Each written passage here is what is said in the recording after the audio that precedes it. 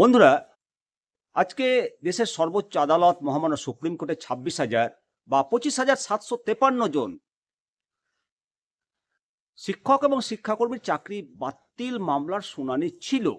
আজকে দিনভর আর টান টান উত্তেজনায় সবাই রয়েছে।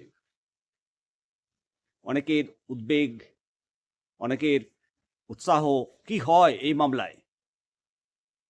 দিনের শেষে যে আপডেট উঠে এলো, সুপ্রিম কোর্টের পর্যবেক্ষণ এবং আইনজীবী মহলের যে বক্তব্য, আগামীতে এই চাকরি থাকবে না থাকবে না সমস্ত কিছু পরিষ্কার হয়ে যাবে আজকের এই প্রতিবেদনে। আমি শিবরাম সরকার, আপনারা দেখছেন নিমতিদা দর্শন। এখনো পর্যন্ত যে প্রতিবেদন পেয়েছি, দ্য ওয়াল অনলাইন ডিজিটাল, এতে প্রকাশিত হয়েছে যে আজকের শুনানিতে বড় অভিযোগ তুলেছেন মামলাকারীদের আইনজীবী মাননীয় বিকাশ রঞ্জন ভট্টাচার্য, এবং উনি দাবি করেছেন যে এমনভাবে স্ক্যামটা করা হয়েছে, এমনভাবে দুর্নীতিটা করা হয়েছে যাতে অবৈধ কারা সেটা বোঝা না যায়। তাহলে অবৈধ কারা সেটা বোঝা যদি না যায়, তাহলে যোগ্যগুলো কিভাবে বেরাবে? এসএসসির 26,000 চাকরি বাতিল সংক্রান্ত মামলায় গত শুনানিতে শীর্ষ আদালত মূলত যোগ্য এবং অযোগ্য বাছাই করার জন্য জোর দিয়েছিলেন, এবং এদিনও সেই একই বিষয় নিয়ে জানতে চাওয়া হয়।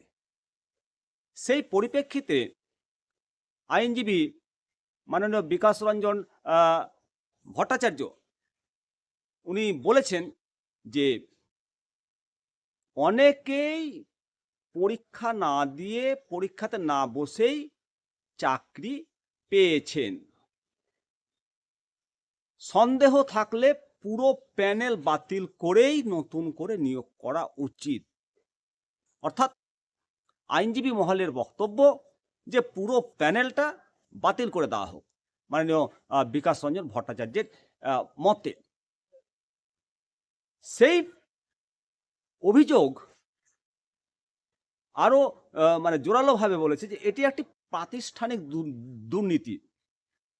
এটা একটা প্রাতিষ্ঠানিক দুর্নীতি। যদি নতুন করে নিয়োগ করা হয় তাহলে সেটা ভালো ওনার মতে। তবে দেশের সর্বোচ্চ আদালত মহামান্য সুপ্রিম কোর্ট এই বিষয়টিতে আপাতত একমত নয়। আপাতত সুপ্রিম কোর্ট পুরো প্যানেল বাতিল করে দিয়ে নিয়োগের পক্ষে নয় বলেই জানতে পারা গেছে। এবং আইনজীবী বিকাশ রঞ্জন ভট্টাচার্যের বক্তব্য শুনে প্রধান বিচারপতি বলেন যে নতুনভাবে নিয়োগ করতে গেলে অনেক জটিলতা বৃদ্ধি হবে। বিষয়টি নিয়ে স্বভাবতই কোনো নির্দেশ দেননি তিনি, কোনো নির্দেশ দেননি। এবং এই মামলার পরবর্তী শুনানি হবে আগামী 10ই ফেব্রুয়ারি।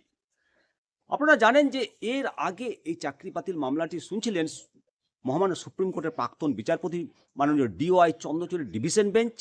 ওই বেঞ্চ চাকরি বাতিল নির্দেশের ওপর স্টে দেয়। মাননীয় বিচারপতি সঞ্জীব খান্না মহাশয় সুপ্রিম কোর্টের প্রধান বিচারপতি পদে নিযুক্ত হওয়ার পর মামলাটি প্রথম তার এজলাসে উঠেছে।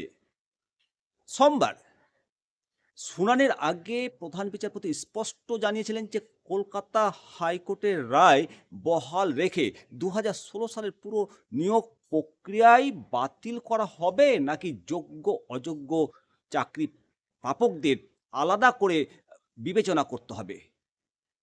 সিবিআই সূত্রের যে খবর উঠে আসছে, ইতিমধ্যে 25,000-এর বেশি চাকরিহারা শিক্ষক ও শিক্ষাকর্মীদের মধ্যে যোগ্য অযোগ্য বাছাই পর্ব শেষ হয়ে গেছে, কিন্তু এখনো পর্যন্ত সেই তালিকা নিয়ে কোনো সিদ্ধান্ত নেয়নি শীর্ষ আদালত।